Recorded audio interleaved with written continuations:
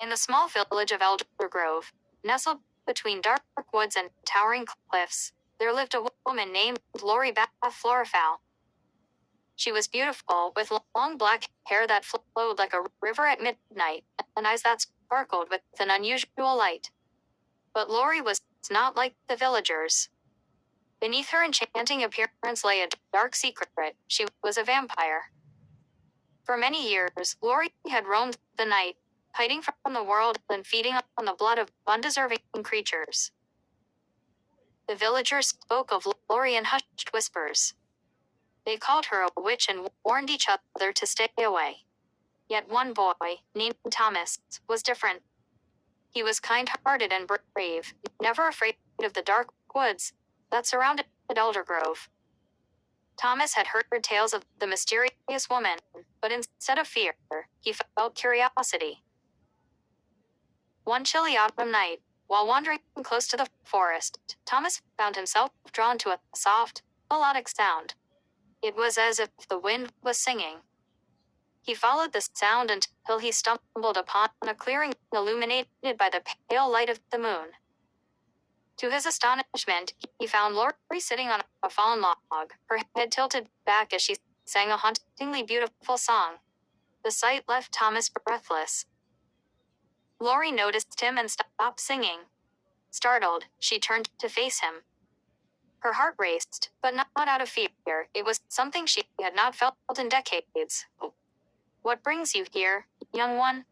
she asked, her voice gentle like the night breeze. Thomas, though nervous, stepped closer. "I heard your song. It was beautiful. I wanted to see who was singing." Lori's heart swelled. She had not been treated with such kindness for many years. Despite her nature, she felt an odd connection to this boy, one that could not be ignored. She smiled softly. "Thank you. Most are afraid of me." "I am not afraid," he replied boldly, his blue eyes shining with trust. Lori, surprised, invited him to sit beside her. They talked beneath the stars for hours. Thomas told her about his life in the village, about his dreams of adventure and exploration. Lori listened intently, enchanted by his spirit and warmth. She shared stories of the night and her existence, careful to avoid the darker truths of her vampire nature. As the days turned into weeks, Thomas kept returning to the clearing. He brought her gifts of wild flowers and shared laughter that echoed through the trees. Lori found herself smiling more than she had in a century. The bond they formed was strong, even though Lori knew it could never fully bloom.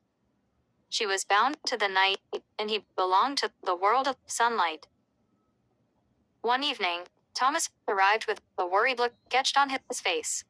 "Lori, the villagers speak of you again. They say there is a monster in the woods, and fear is spreading. They want to hunt you down." Lori's heart sank. She had hoped that by keeping her distance from them, she could avoid conflict. "You must be careful, Thomas. They unfortunately see me as a threat." "But you are not a monster," he exclaimed. "I know who you are. You have shown me kindness, and there is nothing monstrous about that." Lori grasped his hands tightly, feeling the warmth of his skin against her cold touch. "If the villagers find me, they will not listen to reason. They may hurt you in the process. You must go home and stay away from the woods." Tears filled Thomas's eyes. "I cannot abandon you. There must be something we can do." Lori felt her heart swell. She had never been loved like this before. But she also knew the danger looming over them. "You must promise me to keep your distance. For your own safety." Reluctantly, Thomas agreed, though his heart was heavy. They parted that night, and Lori watched him walk away, feeling a painful emptiness settle in her chest. As the moon rose high in the sky, the villagers gathered, armed with torches and pitchforks, determined to hunt the creature they believed cursed their land. They searched the woods, their shouts echoing through the trees. Lori felt their anger, and her heart raced with fear for Thomas's safety.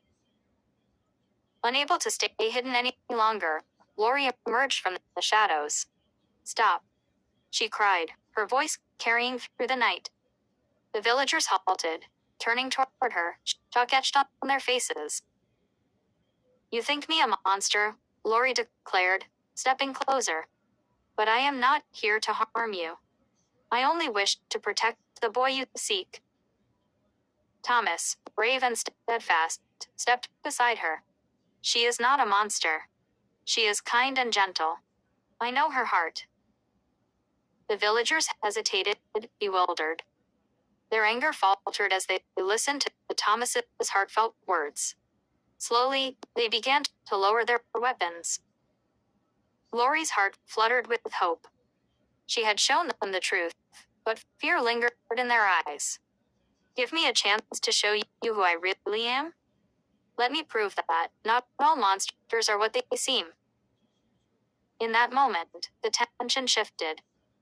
One of the villagers, an elder with a wise face, stepped forward. "If she wishes to show us her heart, let us listen." With Thomas by her side, Lori shared her story, the loneliness, the fear, and the soaring hope brought by their bond. One by one, the villagers began to understand that darkness could hide light, and love could bloom in unexpected places. From that night on, Lori was accepted into Elder Grove as something more than a threat. The villagers saw her for who she was, and her connection with Thomas blossomed into a beautiful romance. Together, they learned that in love, no fear could conquer the heart.